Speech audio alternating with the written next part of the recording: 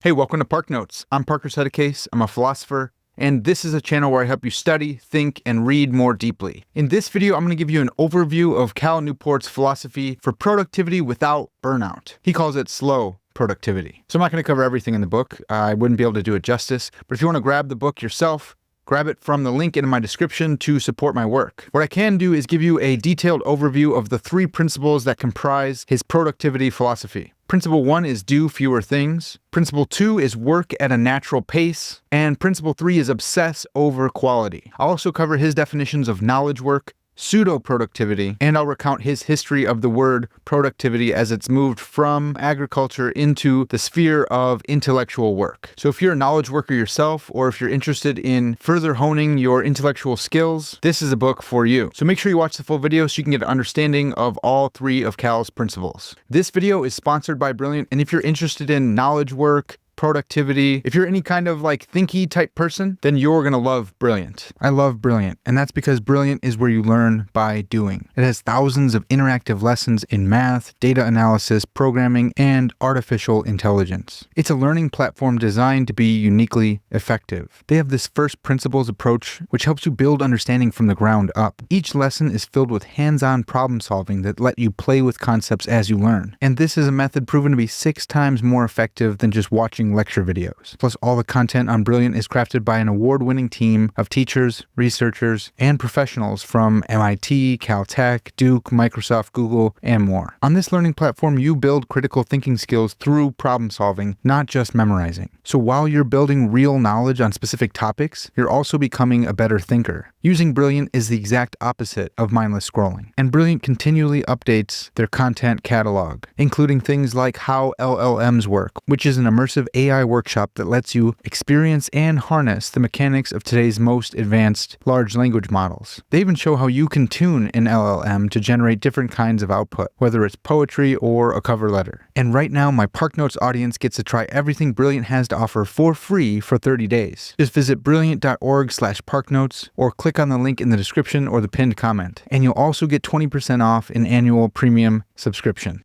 So big thanks to Brilliant for sponsoring this video. Now let's jump into slow productivity. Okay, so let's jump in with Cal Newport's Slow Productivity, the Lost Art of Accomplishment Without Burnout. I absolutely love Cal. This is going to be an intro and overview more than a review. I'm not going to give a bunch of critical pushback. Cal is the man, and I just want to go over what he says in this book. Now, this is not a video to discourage you from buying the book. I actually encourage you to get it. If you are a knowledge worker, if you make your living through your ideas rather than physical things that you produce, then this is going to be a great book for you. Now, to some degree, all of us make our living through our minds. That is our mind acting on our body and producing things in the world, but there's a specific type of work which Cal Newport and others call knowledge work. Let's look at Cal Newport's definition of knowledge work. He says knowledge work is the economic activity in which knowledge is transformed into an artifact with market value through the application of cognitive effort. He says this definition captures standard office-bound employees such as computer programmers, marketers, accountants, executives, and so on, but it also captures many other cognitive professions that have been around longer than the age of cubicles. For example, writers are knowledge workers, as are philosophers, scientists, musicians, playwrights, and artists. These more traditional cognitive professions, of course, are more rarefied than standard office jobs. Why is that? Because these traditional cognitive professions were supported by patrons,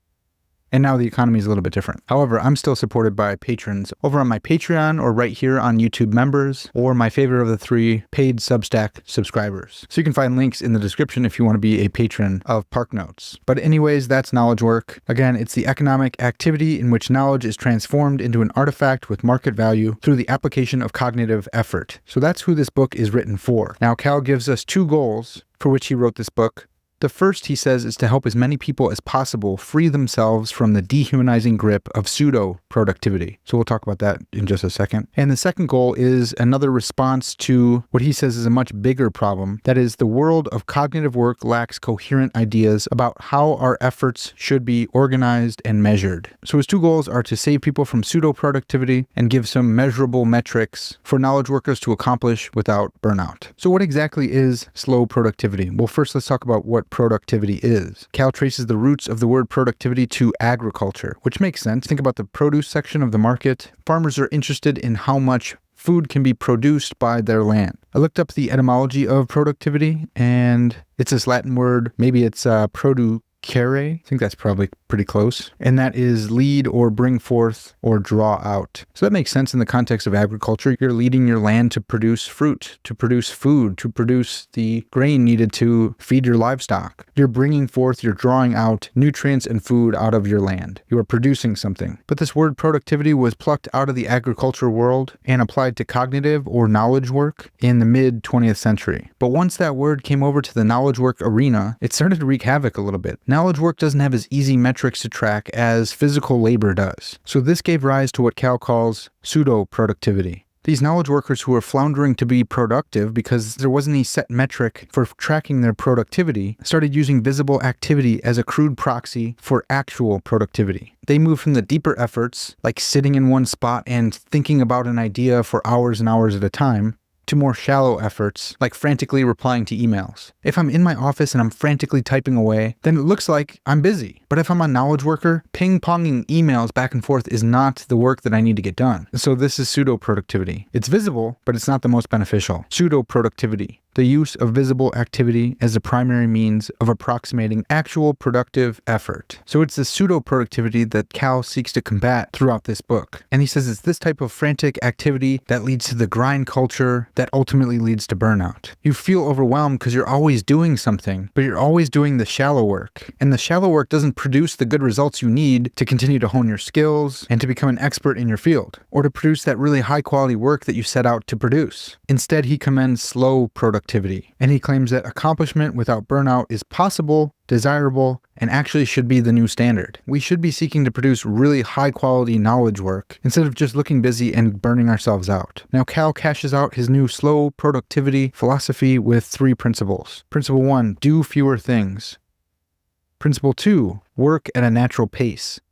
And principle 3, obsess over quality. So let me just run through these really quick. Principle 1, do fewer things. Strive to reduce your obligations to the point where you can easily imagine accomplishing them with time to spare. Leverage this reduced load to more fully embrace and advance the small number of projects that matter most. So Cal argues that by doing fewer things, you increase the number of hours dedicated to useful activity, and you increase the quality of those hours spent on that activity. I mean, this makes sense. If you have 10 things to get done in a given day, you can't spend as much time on each individual thing, and you can't be as thorough with each one. But if you limit that 10 down to 3, you have much more time for each individual thing, and with that increased time, you can increase the quality of the product. I gotta be honest, this one's super hard for me. I keep launching new YouTube channels. I keep having new ideas for things I want to talk about and think about and read. This one hurt when I was reading it. I don't like this. I want to do more things, but I think he's right. If I stretch myself too thin, then all of my projects are going to suffer. If I'm forced to rush production on my YouTube videos, they're not going to be good. So instead, he recommends that we should focus intensely on a small number of tasks and finish them before jumping on to the next. He encourages us to limit our missions. Now, a mission is any ongoing goal or service that directs your professional life. So for him, after earning his PhD, he had 2 missions, academic research and writing. Then he got a teaching job, so he added that too. So he had 3 missions: academic research, writing, and teaching. And he says you should probably limit your missions to under 5. You start getting to 5 and you start getting stretched too thin again, and you're right back into pseudo-productivity and being overstretched. He also recommends limiting your projects. Now, a project is any work-related initiative that cannot be completed in a single session. So how do you limit your projects? Well, you estimate the time it'll take to accomplish a given project, and then you go block that off in your calendar. I think this project's going to take 6 hours. So in the next week, I'm going to find 6-hour blocks, and I'm going to block those out. I'm in a meeting. I can't do anything else but work on those projects during those time blocks. If someone comes to me with a new project, then I estimate how long that project will take, and I see if I can fit in new time blocks into my week in order to work on that project. If I can't, then I can tell them, hey, look, here's my projects that I have going on. I can't get to that project this week because I have to finish these, but maybe next week I can. So this is an actual objective way to limit your projects. You're not being lazy. You can show your coworkers, you can show your boss, you can show yourself, hey, I actually have a full plate. I can't take on that project right now, but here's when I can. So I love this. I think this is one of the most helpful tips of the whole book because it's a way to master yourself and your own schedule while also being able to show others, hey, here's the work that I am getting done. I am being productive. And it's because I want to be so productive that I can't take on more than I can chew. He also suggests spending some money to outsource, to farm out, to offload some of your small tasks. Also just autopiloting your tasks. So maybe every week you have certain blocks where you're just sending emails. If you know that's on your calendar, then you don't have to be looking at your email all day long. You know from 2 to 3:30, that's email time. I will go check and send a bunch of emails then, but I'm not going to do it throughout the day when I need to be doing my deep work. Now there's much more advice that he gives in principle 1, but I can't cover it all here. You're going to have to go get the book. Let's go on to principle number 2,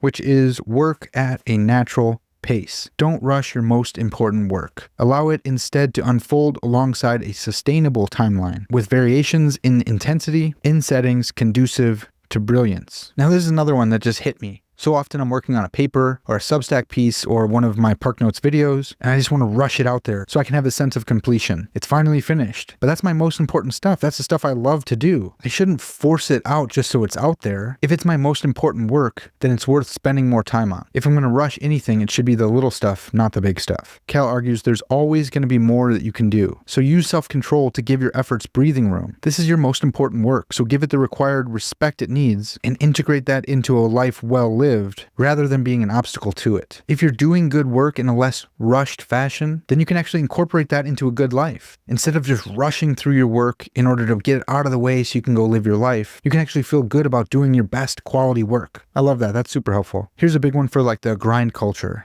He says, working with unceasing intensity is artificial and unsustainable. Now, this is another one that's hard for me because I grew up wrestling my whole life. And the grind culture kind of works there. You kind of just keep grinding all the time. Keep pushing, keep pushing, keep pushing. You grind away at your opponent. You try to break them. You try to have the best conditioning possible. You try to hone your skills until no one on earth is better than you at that particular move. But even in wrestling culture, you need to rest right. You need to be patient with yourself and continually improve by putting in work every day in a sustainable way, lest you get injured or burned out or fall apart. So I think that's such a helpful reminder. Working with unceasing intensity is artificial and unsustainable. So another practical tip is just doubling your project timeline. We already talked about estimating how long a project will take you. Cal says double that. Something always goes wrong. There's always Murphy's Law. And it turns out we're pretty bad at estimating how long cognitive work takes. So give yourself some slack and double your project timelines, which brings us to this key tenet of slow productivity. Grand achievement is built on the steady accumulation of modest results over time. There's that old cliche, Rome wasn't built in a day. I mean, that's a cliche for a reason. I love this. Let me read it again. Grand achievement is built on the steady accumulation of modest results over time. If you consistently grow, even if it's at a slow rate with little increments, over time that's going to add up. Most grand achievements don't happen in a day. They take a lot of time and steady progress. But there's this nice little caveat that he gives too, and this is embracing seasonality. Give yourself seasons of intensity. I did this through my 3 master's degrees. At the beginning of each semester, I would look through the syllabus and I would come up with a vague idea of a research paper that I would want to write. I slowly start researching that topic or that idea or that concept at the beginning of the semester, and as things go on, as I listen to more lectures, as I talk with a professor in office hours, that thing starts to take more shape. Sometimes I completely drop it, but usually it leads to another paper idea. So it's really slow moving, but I'm putting in some research, I'm putting in some time, I'm reading some books, I'm reading some articles, and then it starts to take shape towards the second half of the semester, and then I can plan for a really intense period of research and writing. I give myself a week or 2 of just really intense focus on that paper topic, and I try to write my paper then. If I do this a few weeks out before the end of the semester or before the due date, then I can go back to slowly editing my paper after that 2 weeks of intense focus. I can then go back and take some breathing room on and rethink and chew on and add new resources, but I need that eustress of, hey, I'm getting this done in this 2 weeks.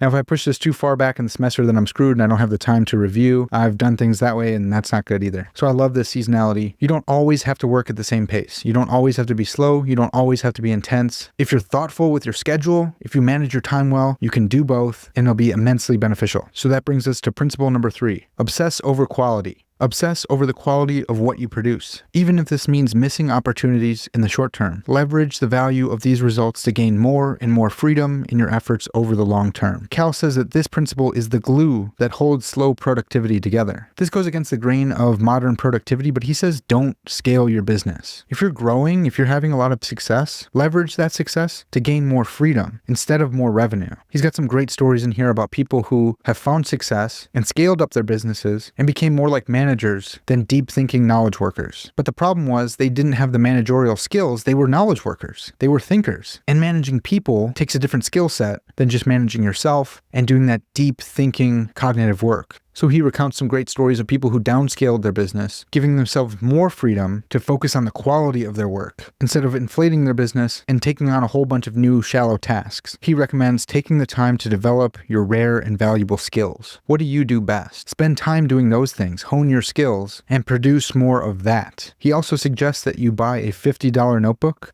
I love this as a notebook salesman myself. I've been doing this for a long time, and it was really cool to see Cal do it as well. When you spend a little bit of money on something like a notebook, it makes you want to use it and take it seriously. Hey, this notebook costs a lot of money. I better use it for the purpose I bought it for. If this is my deep work notebook, it's okay to spend a little bit more money on it, because if I'm using it to develop my ideas and I get my money from my ideas, then this is ultimately going to bring in way more money than it cost me. It doesn't have to be $50. He's saying spend a little bit of money on the tools that you use for your cognitive work. If I spend money on it, then it makes me want to use it. It makes me want to take it seriously. It's not just a fun little hobby. No, these are my intellectual tools, and that's how I make my living. That's what I want to produce. So it's okay to spend a little bit of money on my tools, just like a carpenter is going to spend money on his tools. Now, if you want to grab some notebooks, check the description. I got some discounts for you there. But let me do a brief little recap. Knowledge work is the economic activity in which knowledge is transformed into an artifact with market value through the application of cognitive effort. But since the idea of productivity comes from agriculture and physical labor, where the metrics are easier to track, the idea didn't carry over into knowledge work in a super helpful way. So that gave rise to pseudo productivity, where knowledge workers use visible activity as a crude proxy for actual productivity, which is a move from the deeper efforts required of knowledge workers to more shallow efforts like replying to emails and looking busy. So in light of this, Cal develops this new philosophy of slow productivity, which is a philosophy for organizing knowledge work efforts in a sustainable and meaningful manner based on the following three principles: do fewer things,